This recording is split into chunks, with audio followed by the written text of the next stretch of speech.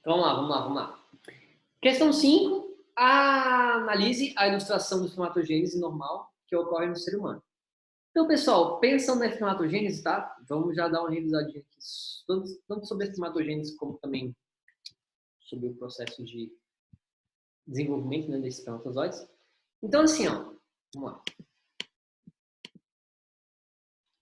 Vocês sabem, né, que o ser humano ele faz dois processos de divisão celular. Existe o processo que é a mitose, no qual a gente pega uma célula que é 2N e divide em duas células que são 2Ns, né? Deixa eu mostrar para vocês. Vamos revisar. Então, existem dois tipos de divisão celular, né? Como eu estava falando para vocês. Todos esses dois tipos, tanto a mitose quanto a meiose, eles têm que passar por um processo que seria o quê? A intérfase, tá? Então, dentro da intérfase, pessoal, vocês têm que entender que vão acontecer três etapas. A G1, a S e a G2. Tá? Então, dentro da intérfase, são três etapas. G1, S e G2. Dentro disso, pessoal, é o seguinte. Tá? G1, né, a célula ela vai se encontrar no seu estado natural. Beleza? Ou seja, ela não vai estar se dividindo nem nada. Quando ela entra em G2, ela começa a fazer uma divisão celular, né? Ela começa a se duplicar, e aí em S, até chegar de S para G2, ele começa a se duplicar. Então, G1 faz nada, S começa a se duplicar, G2 termina a se duplicar. Tá? Então, olha só. Outro ponto também, pessoal, que síntese proteica e todos os outros processos celulares acontecem na G1. Okay? Então, síntese proteica acontece em G1. Quando ele já começa a duplicar cromossomo e tudo mais, ele já começa a ficar impossibilitado de fazer um síntese proteica, tá? Porque ele já está se preparando aqui para entrar na divisão celular. A divisão celular ela pode ser mitose ou meiose. No caso da mitose, ela vai ser dividida aqui em prófase, metáfase e anafelófase, sendo que na prófase é quando a gente quebra ali. Lembrar também que tem a prometáfase, né, pessoal? Então, assim, prófase, prometáfase, metáfase, né? Na prófase, né, vai lembrar que a gente vai ter toda a formação do fuso cromático, vai ter uma condensação desses cromossomos, a carioteca começa a desaparecer, né? Na metáfase, esse cromossomo já se ligou ao centríolo, já organizou ele de fileira única, né? Na anáfase, a gente vai separar as cromátides irmãs, e na telófase, a gente vai ter a citocinese, ou seja, a célula consegue se dividir totalmente, tá? Então, a mitose não vai acontecer dessa forma. Já a meiose, ela acontece em duas etapas, né? E em vez de uma célula 2N, que é diploide, formar duas células N, que são, ou 2N, que são clones dela, né? Que são duplicações dela, a meiose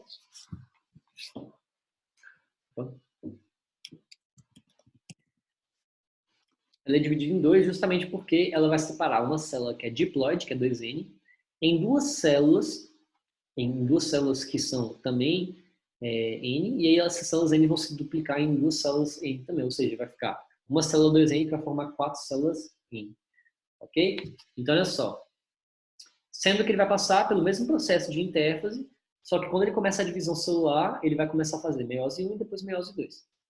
E aí, pessoal, para que serve a mitose? Mitose ela serve para multiplicação de células, tá? E reposição de tecidos. Já a meiose, ela serve para a gente conseguir fazer cruzamento de material genético, tá? Variabilização genética, ok? Dessa forma, quando a gente pensa na gametogênese, né? Tanto na ovulogênese quanto na espermatogênese, tá? Então, vamos primeiro revisar a ovulogênese e depois a espermatogênese, tá? São processos que primeiramente acontecem em mitoses, tá?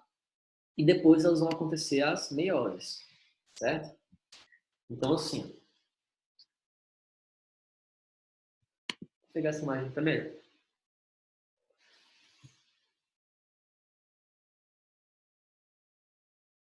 Então, assim, ó, vai ter uma série de sequências ali de mitoses, tá? Que a gente classifica até esse como um período que é chamado de germinativo.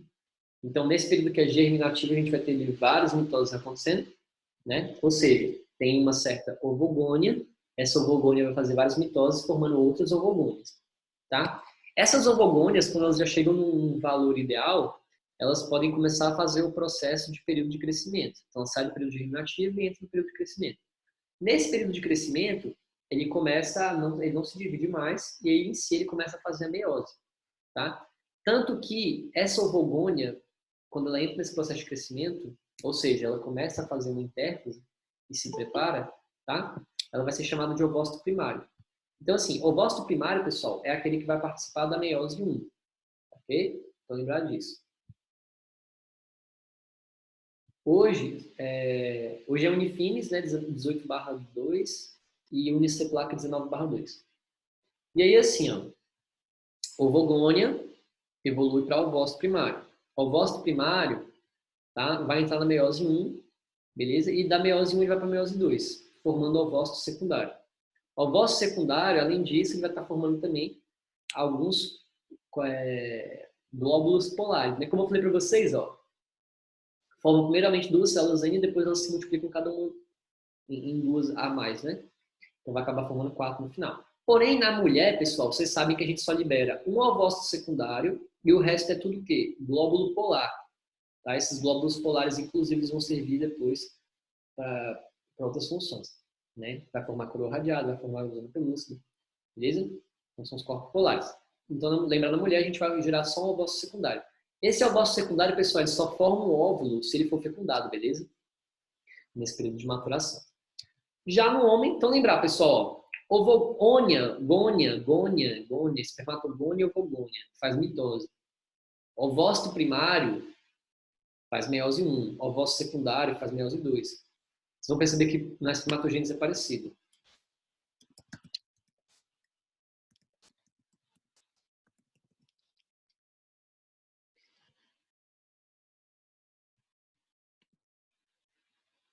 Já na produção de espermatozoide, na espermatogênese, tá? A gente vai ter, ó, lá no período germinativo, a espermatogônia, né, que vai estar fazendo várias mitoses, beleza? Espermatogônias. Essas espermatogônias, quando elas estão prontas ali para crescer, né, elas vão começar a entrar na fase de crescimento e vai virar espermatócito primário. Espermatócito primário, pessoal, ele vai maturar e vai entrar na meiose 2, formando espermatócito secundário. Esse espermatócito secundário vai formar o espermátide. Esse espermátide vai se especializar, ou seja, vai se diferenciar em espermatozoides. Tá? Então, lembrar, ó, gônia é o primeiro, ovogônia, espermatogônia. Depois vai formar espermatócito primário, espermatócito secundário, tá? E espermátide. E aí, pessoal, se vocês forem pensar no crescimento, tá? Ele vem aqui da borda, da periferia, e ele vai crescendo para o meio, tá? Por quê? Ele vai ter que cair aqui no túbulo seminífero para poder conduzir esse espermatozoide até aqui o ducto, né, do epitídimo e ir para cima aqui, tá? E aí, lembrar, pessoal, dessa questão. As células de Sertoli, tá? Elas estão relacionadas ao quê? A produção desse espermatozoide. Beleza? Então, aqui, ó, nas células de Sertoli, elas vão ajudar aqui na questão da produção do espermatozoide. Beleza? E as células de Landiger, tá? Elas estão relacionadas à produção de testosterona. Beleza? Não esquecer disso. E aí, pessoal, se a gente for aqui para as questões, né? Na síncrone já pergunta pra gente aqui, ó. Tem a sanfota, aí vem espermátide de gametas, né? Se a gente fosse colocar o nome, né, pessoal? Lembra? Vem espermatogônia.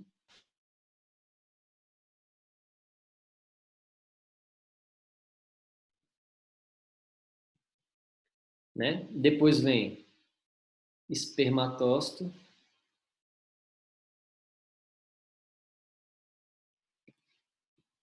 Primário. Depois o espermatócito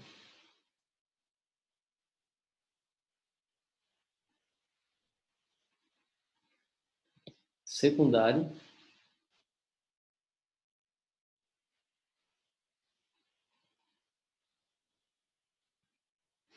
Depois vai formar o quê? Uma espermátide, que já está aqui.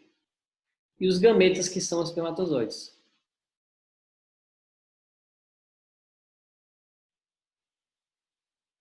Só para a gente completar, viu, galerinha? E aí, ó, ele já pergunta para a gente aqui, ó. Qual divisão celular forma os espermatozoides? Professor, Oi. travou. Travou? Você escreveu? Escrevi. Travou, Não, né? só parou no... Aham, travou. Deixa eu ver aqui. Bom, Voltou? agora voltou. Pra mim voltou. Então, beleza, obrigado, viu? E aí, vamos lá, vou até perguntar de novo então. Então, a espermatogônia, ela vai formar espermatócito primário.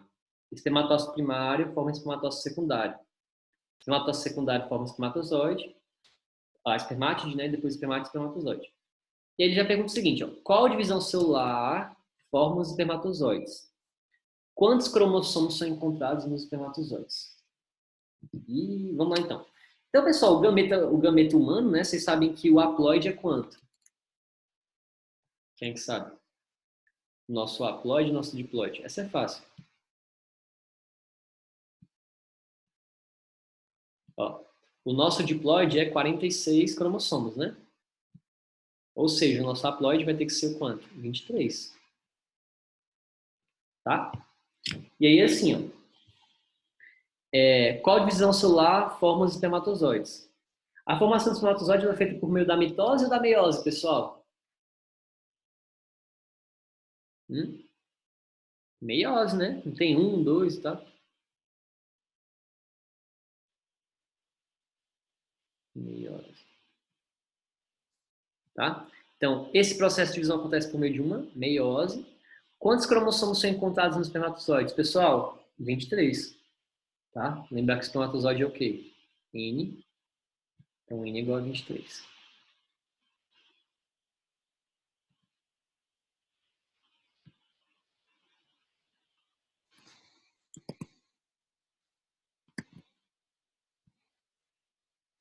Tranquilo, pessoal? Tá travando ainda? Ah, beleza. Tá tipo com delay, né? Acredito. Deve estar com delay. Vocês querem que eu saia e volte ou tá bom? Às vezes se eu tirar aqui, deixa eu ver.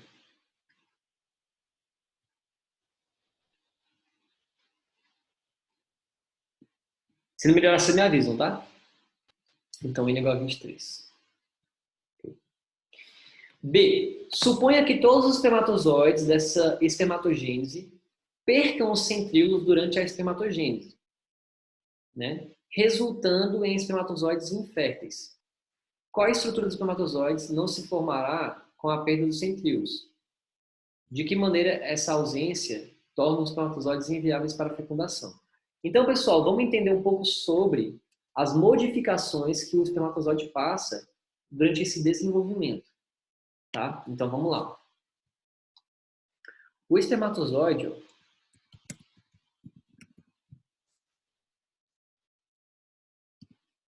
tá pra vocês aqui, ó. Ele vai ter uma região no qual ele vai fazer uma região chamada acrossomo. Esse acrossomo é a cabeça dele, tá? Então, no acrossomo, a gente vai ter qual modificação? A gente vai ter uma modificação... Professor, Oi? o senhor saiu e chegou agora na reunião. Ah, imaginei. Deixa eu fazer aqui.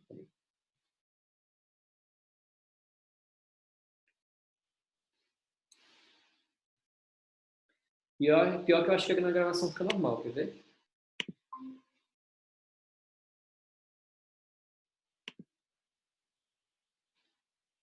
E aí, galera, voltou? Tranquilo?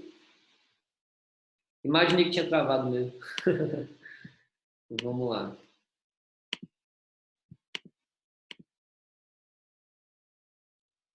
Senhor, só coloca para participar isso aí. Deixa eu ver se... Foi? Som. Alô? Acho que sim, né? Foi, beleza. Então, como eu estava dizendo, pessoal, é o seguinte, tá? Vou até repetir aqui a pergunta que eles fizeram. Qual divisão celular forma os espermatozoides? Pessoal, para formar espermatozoide tem que ser o quê? Meiose, viu? Meiose, tá? Formação de gametos é meiose. Quantos cromossomos são encontrados no espermatozoide, pessoal? O espermatozoide ele é haploide, ou seja, são 23, tá? E aí na B ele pergunta o seguinte, ó. Suponha que todos os espermatozoides dessa espermatogênese percam os centríolos durante a espermiogênese, resultando em espermatozoides inférteis. Qual a estrutura dos espermatozoides não se formará com a perda dos centríolos? Então, assim, pessoal, essa também é bem fácil, né? Se vocês forem lembrar como é que acontece o desenvolvimento desse espermatozoide, vocês vão lembrar de 3 pontos que são importantes, tá? E, consequentemente, 3 organelas que vocês têm que lembrar. Então, a gente vai formar ali, ó, o acrossoma, O acrossoma, pessoal, é um pedaço aqui, a ponta da cabeça, que ela é formada por complexo de Golgi e vesículas digestivas cheias de enzimas para conseguir fazer perfuração, tá? Então, lembrar, o acrossoma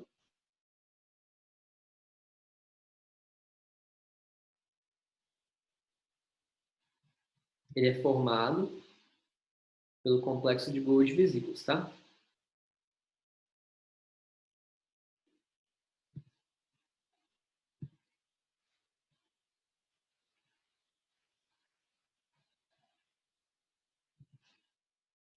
Complexo de Golgi com algumas vesículas.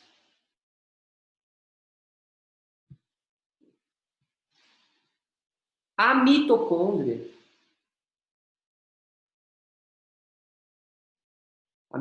pessoal, ela serve para dar suporte. Vou botar aqui. Tá? Então, a mitocôndria ela serve para dar suporte energético para a célula. Tá? Dessa forma, essa mitocôndria vai ficar na parte intermediária para dar energia. Tá? Parte intermediária.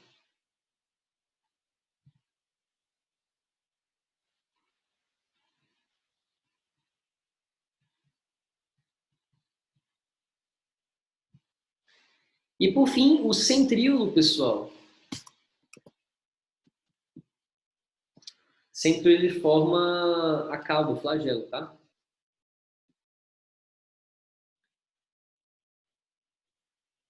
E aí, só por curiosidade, pessoal, é o seguinte, tá?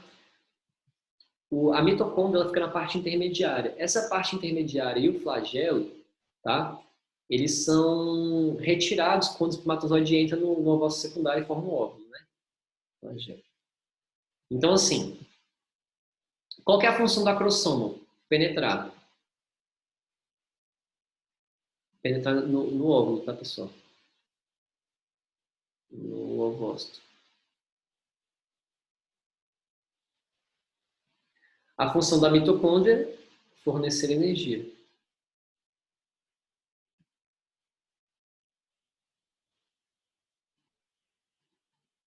Tá?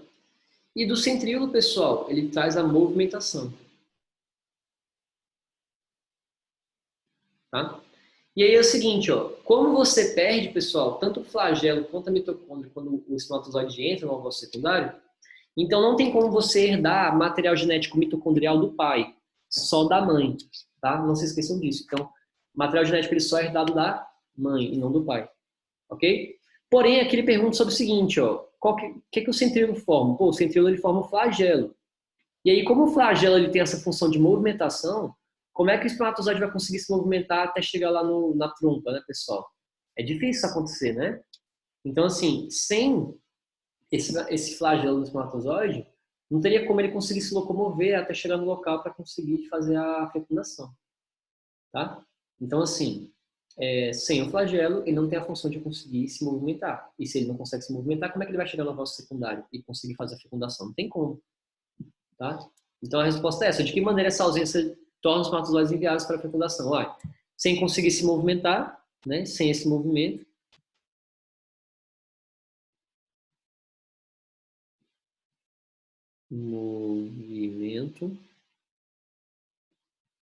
o espermatozoide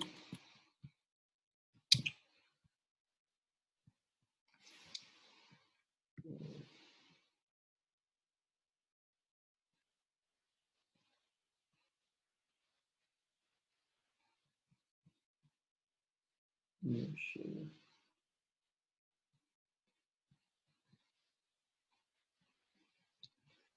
Nossa senhora, fechei sem querer. Boa. Ai, ai, gente. Acontece. Tá? Então, sem isso, o espermatozoide não consegue se movimentar e chegar lá. Beleza?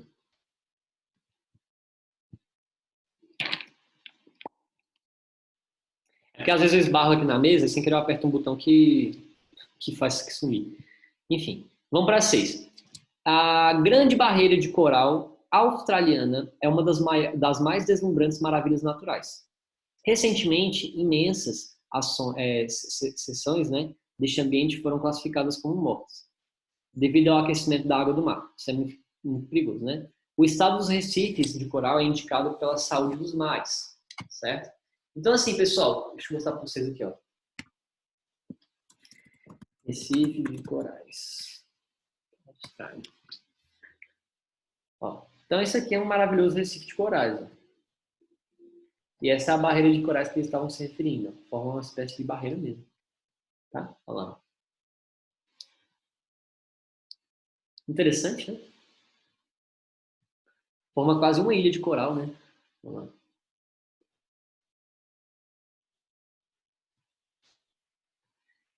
Para... né? E aí ele já vem aqui, ó. O estado dos recifes de coral é indicado pela saúde dos mares. Seus problemas são ainda mais um sinal dos estragos causados pelas mudanças climáticas. Então, pessoal, é comum falar o seguinte, tá? Esses corais, eles são meio que filtradores naturais, eles são barreiras naturais, bioindicadores, a palavra certa é essa. Eles são bioindicadores. Ou seja, se a saúde marinha ali está ruim, né? Ali no caso do terceiro já citou, pela questão do aquecimento, esses corais vão identificar. E aí, pessoal, vamos lembrar o que é o aquecimento da água, porque ela seja tão ruim, assim, de tão prejudicial. É o seguinte, tá? Esse aquecimento da água, ele primeiramente vai fazer assim.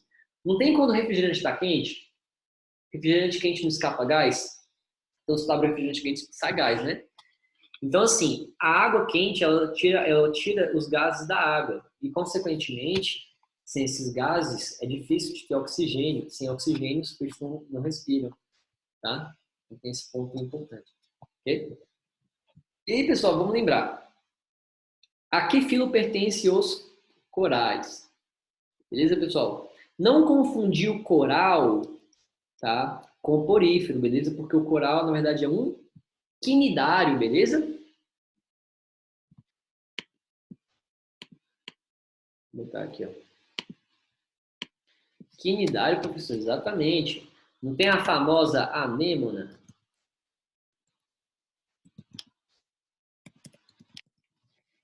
Tá? Então, pessoal, os quinidários, de forma geral, eles podem ter vida fixa, como pólipo, ou eles podem ter vida livre, como medusa. Tá? Então, os quinidários, eles são isso. Eles têm ou vida como pólipo ou vida como medusa. Como pólipo, pessoal, eles vão ter uma vida mais fixa e é aí que eles vão formar essas barreiras de corais aí, tá? Então, o filo aqui relacionado ao filo quinidário.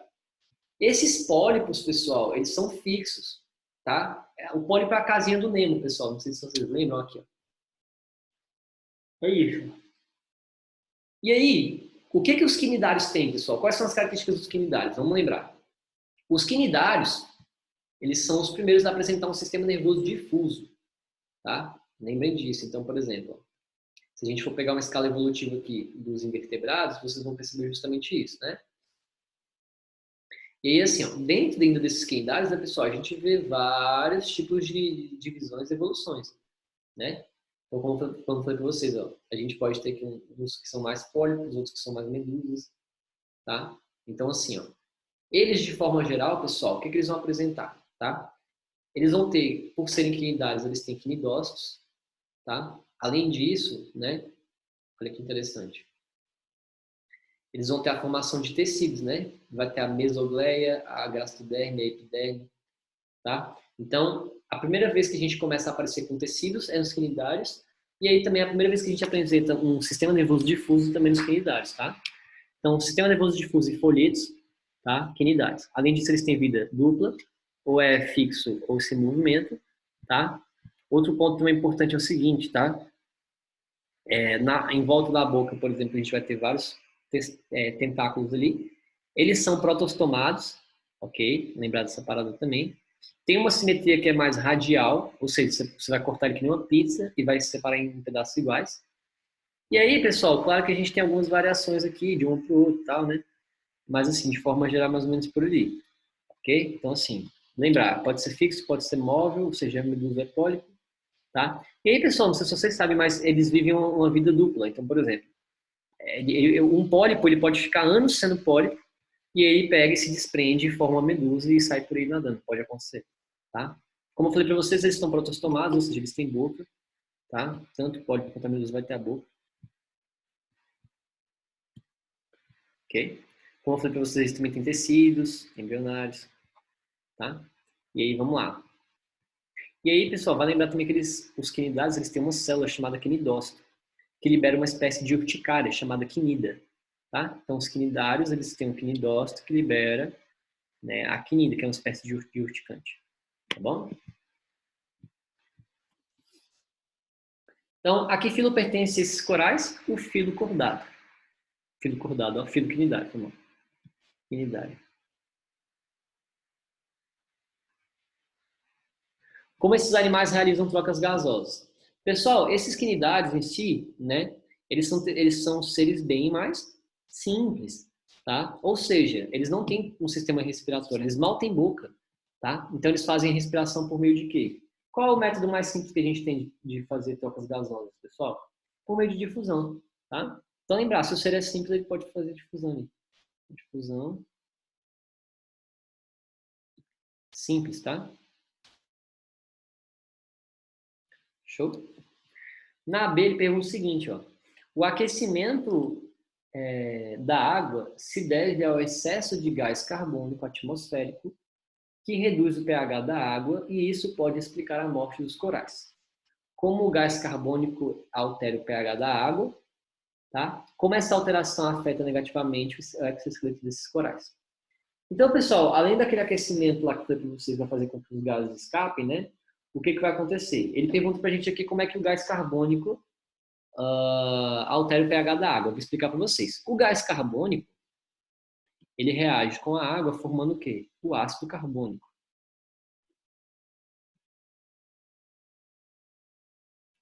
Esse ácido carbônico é o H2CO3. Ele vai liberar um H+,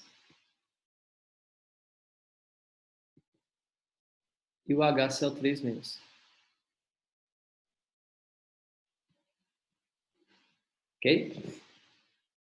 E aí, obviamente, se ele libera H+, né, pessoal, ele vai fazer com que altere o pH desse sistema, tá? Tranquilo. No caso, ele vai acabar diminuindo, né?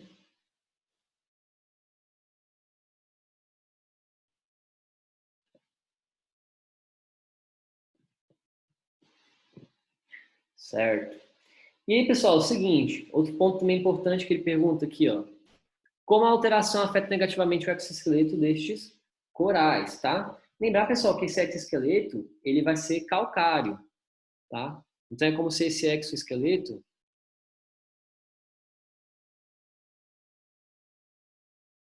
como ele é calcário, né? É como se ele fosse uma base, tá? Calcário, ou seja, é uma base. E o gás carbônico, ele é o que, pessoal? Ácido, tá? Então, como é que esse esqueleto é de calcário? Ele vai neutralizar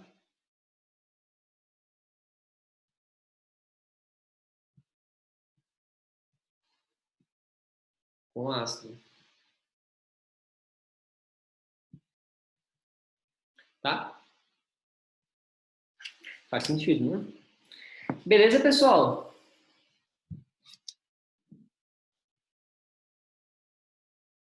Alguma dúvida até então? Deu. Ok. De boas. 7. A tabela apresenta o volume, a pressão e a velocidade do sangue em vasos do circuito sistêmico, ou grande circulação, de um homem de 70 quilos com 5,6 litros de sangue. Então, vocês conseguem ver que o volume da aorta, a pressão, a velocidade das artérias, das arteríolas. Como vocês conseguem perceber, pessoal, a pressão da aorta é a maior que tem, né? E aí a pressão vai diminuindo nas artérias, nas arteríolas, né? A pressão diminui, né? Os capilares, venas, veias e a cava. Então, a gente vai só perdendo pressão. Né? Pensando em velocidade, lembrar que veia e veia cava, né? O sangue circula um pouco mais rápido ali, né? No nível de arteríola e tal. Um pouquinho abaixo ali de artéria. Porque a artéria tem mais pressão, né? E aí, pessoal, na área já pergunta pra gente, ó. A partir das informações fornecidas e os dados da tabela, indique o volume sanguíneo presente no circuito pulmonar ou pequena circulação Cite um vaso sanguíneo da tabela que está conduzindo obrigatoriamente sangue arterial no circuito. Então vamos revisar um pouquinho sobre o sistema, né, pessoal?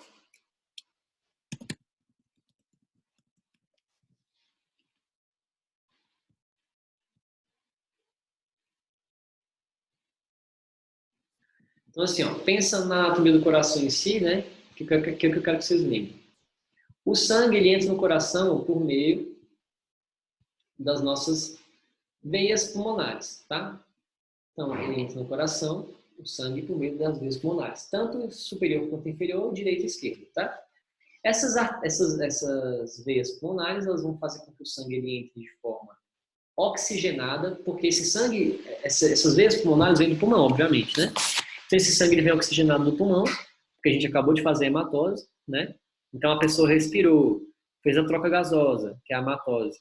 Essas células agora das hemácias vão carregar oxigênio até o lado esquerdo do coração, que vai entrar pela veia pulmonar.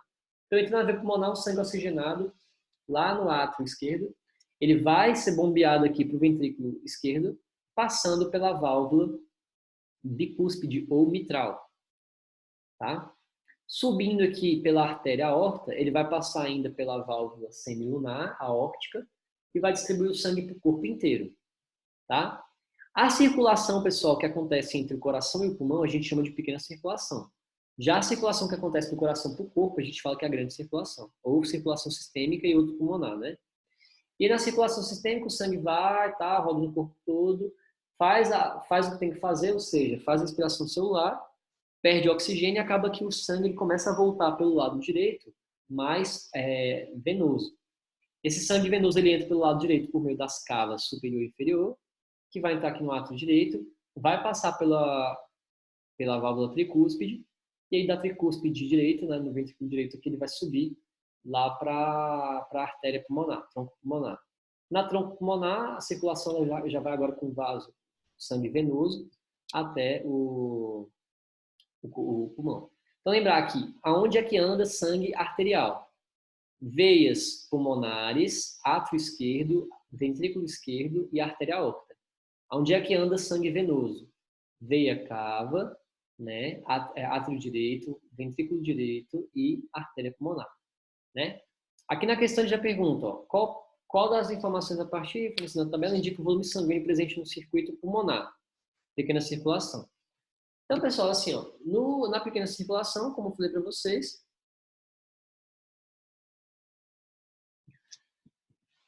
ela vai vir aqui, ó, não tem nada a ver com a aorta, né? Deixa eu ver.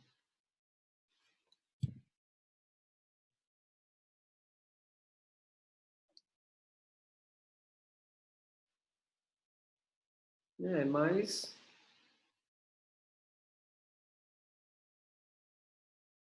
Não, porque assim, ó, a aorta é grande circulação, né?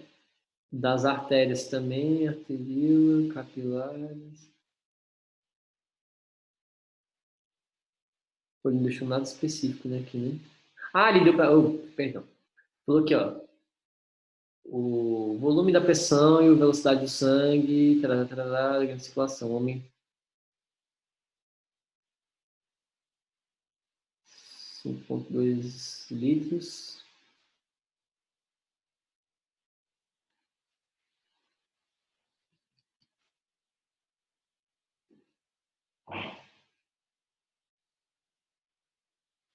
Deixa eu ver se aqui é rapidinho. 600, 900.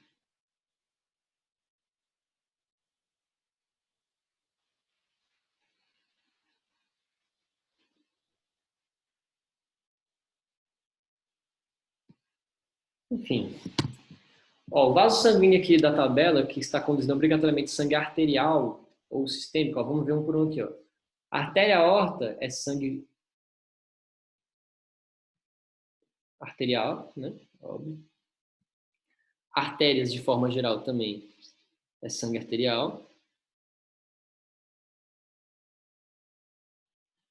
Tá?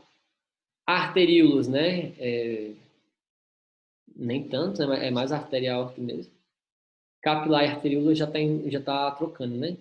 Vênula veia e vena cava é tudo sangue o quê? Venoso.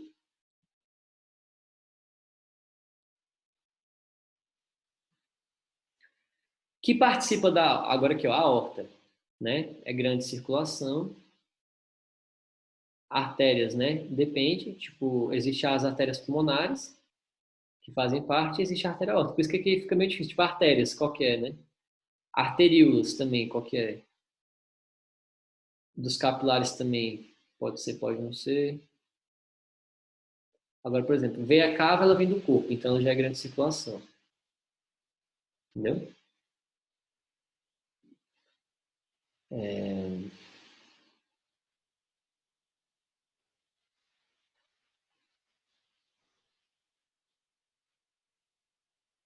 Estranho esse item aqui, pessoal, né? Enfim, deixar o parênteses aí desses litros.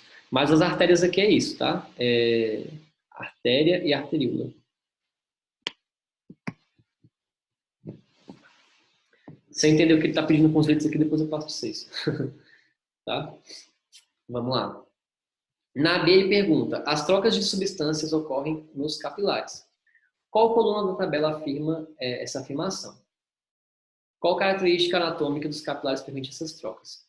Então, pessoal, olha só. Aqui no gráfico ele dá para a gente volume, pressão e velocidade. Vocês perceberam que nos capilares, onde a gente tem a menor velocidade aqui, por quê? Primeiramente, pessoal, o capilar é uma região no qual a gente vai diminuir ali a questão do tamanho do vaso. Tá? Então, assim, nesse capilar, se está passando devagar, porque você imagina, o vaso ele é calibroso, ele encurta, depois ele cresce de novo, né? Então, é meio que a gente tivesse uma transição assim, né? De artéria para veia, tá? A gente tem aqui a artéria,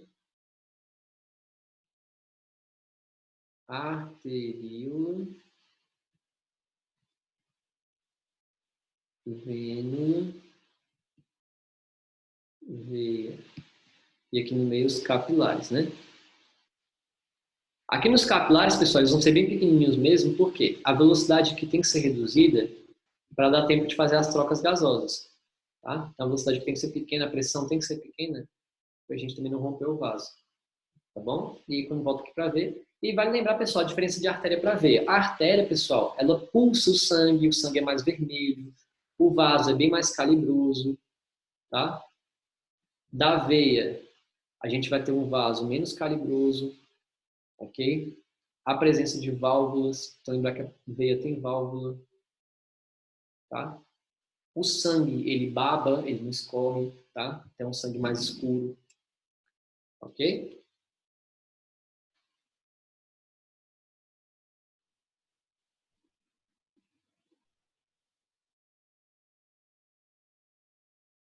Ah, uma coisa errada.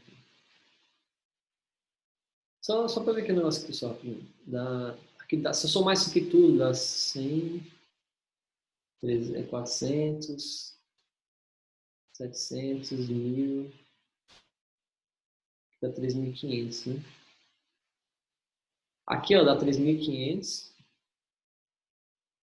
se eu somar tudo, tá? ml. E aqui no total ele falou que tem 5.600, né? Vou só fazer aqui, ó, 5.600. É isso mesmo que tem que fazer, viu, pessoal? Tipo, lembrei aqui como é que faz, ó. Você vai pegar o total que ele deu, 5.300, 5.600, e vai subtrair pelo que ele está falando aqui, ó. Porque tudo isso aqui, ó, seria a grande circulação, na verdade, tá? E aí a pequena circulação vai ser o excedente. Então, 5.600 menos 3.500, tá? Fazendo essa conta aqui, ó, vai dar 2.100, né? 2.100. Beleza? Então, 2.100 ml aqui é a resposta, tá? Sangue da pequena circulação. Então, lembra, pessoal, pequena circulação é a que vai do pulmão para o coração e grande circulação é aquela que vai do coração para o corpo, tá bom? Se vocês quiserem descobrir como é que calcula aqui no volume, tá? Na tabela aqui, no caso, vocês tinham que ter notado isso, que ele colocou só sistema, né? E aí, por fim, não falou nada específico sobre a outra, então não subtrai um do outro, tá bom? Na 8, pessoal, é o seguinte, a figura ilustra uma das fitas de molécula de DNA presente no núcleo de uma célula eucarionte, tá? Então tem aqui o DNA de uma célula eucarionte. Aqui a gente consegue ver, ó, tanto as bases nitrogenadas, né?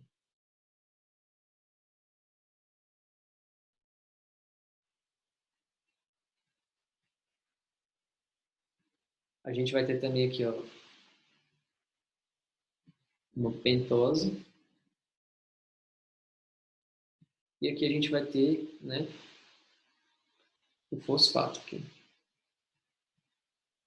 Formando ali o ácido nucleico, né? Então, o ácido nucleico, pessoal, é formado por uma pentose ligada a uma base nitrogenada ligada a um fosfato. Tá? Ele já pergunta aqui, ó. De acordo com a figura da esquerda para a direita, qual a sequência de bases nitrogenadas do DNA completa essa fita? Então, pessoal, vocês lembram que essas bases nitrogenadas, elas são feitas em pares, né? Então, assim, toda vez que a gente tiver uma adenina, essa adenina ela se liga a uma timina, certo? Isso no DNA, né, pessoal? E se eu tiver uma citosina, eu vou se ligar com uma guanina. Vou botar assim, citosina. E aí, pessoal, lembra que adenina e guanina fazem parte de um grupo chamado púricas. E a timina, citosina, junto com a uracila, que é só do RNA,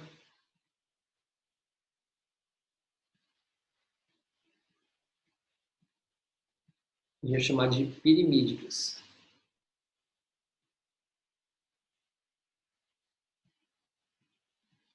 Ok?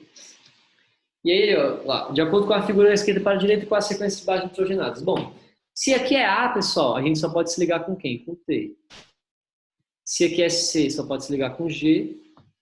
Se aqui é A, só liga com T. Se aqui é G, se liga com C. Se aqui é C, liga com G. Então a sequência ficaria mais ou menos TGT, CG, né? Parará. Qual pentose faz parte desses nucleotídeos? Então, assim, ó, como isso aqui é um DNA, tá? Que ele até colocou aqui. Qual que é a diferença do DNA para o RNA? No DNA, a gente tem uma desoxirribose, certo?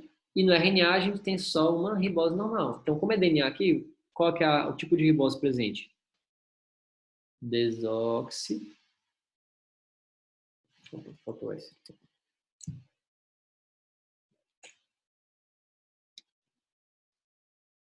Desoxirribose. Tá? Na B, ó, nas células eucariontes, a molécula de DNA se localiza no núcleo enquanto a síntese proteica ocorre no citoplasma. Por meio de qual substância a informação genética chega ao citoplasma para que ocorra a síntese proteica? Então, pessoal, lembrar, como é que acontece a síntese proteica, né?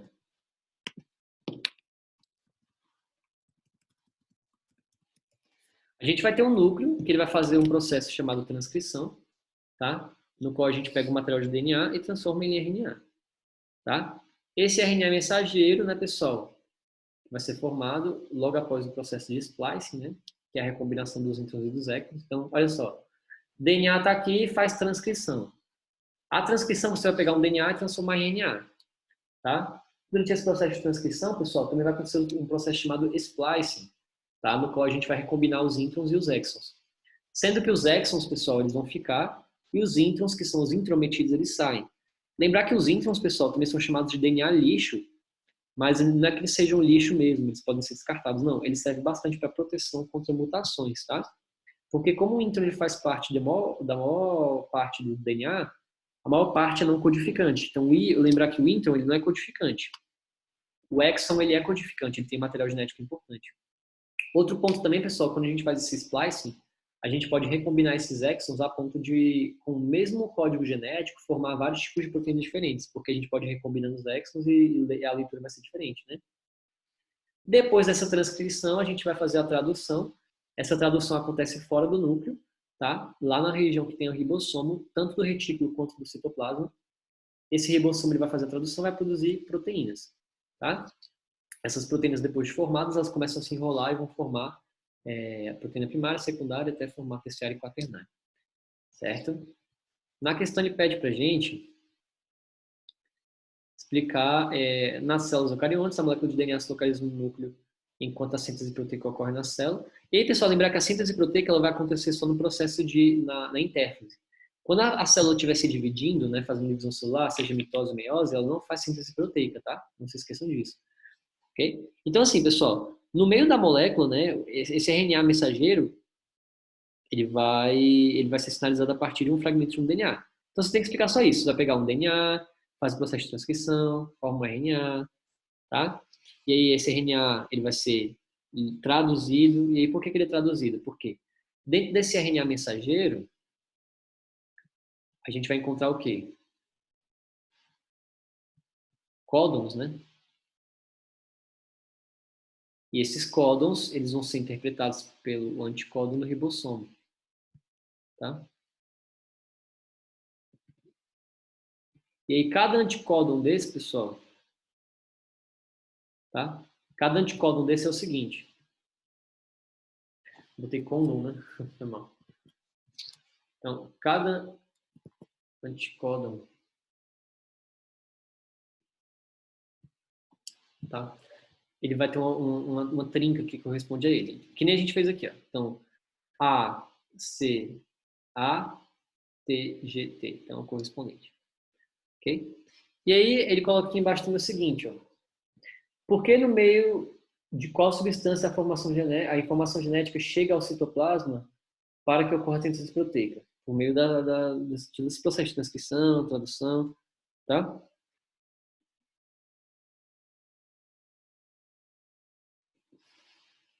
É isso. E aí, por fim, pessoal, cada códon que vai ser lido por um anticódon, esse anticódon vai fazer com que um RNA mensageiro. Então, vai ter aqui. Esse atalho do Flori tá chato, né? Então, ó, esse anticódon ele vai avisar o RNA mensageiro, tá? Ele tem esse formatinho mesmo, viu, pessoal? RNA transportador, perdão. Ele vai lá transportar e vai carregar o aminoácido correspondente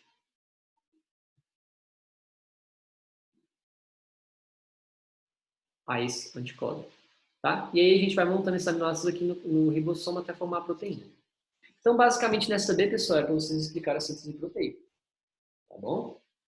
Galerinha, até então, alguma dúvida? Matheus, João, Jamile, tranquilo, né?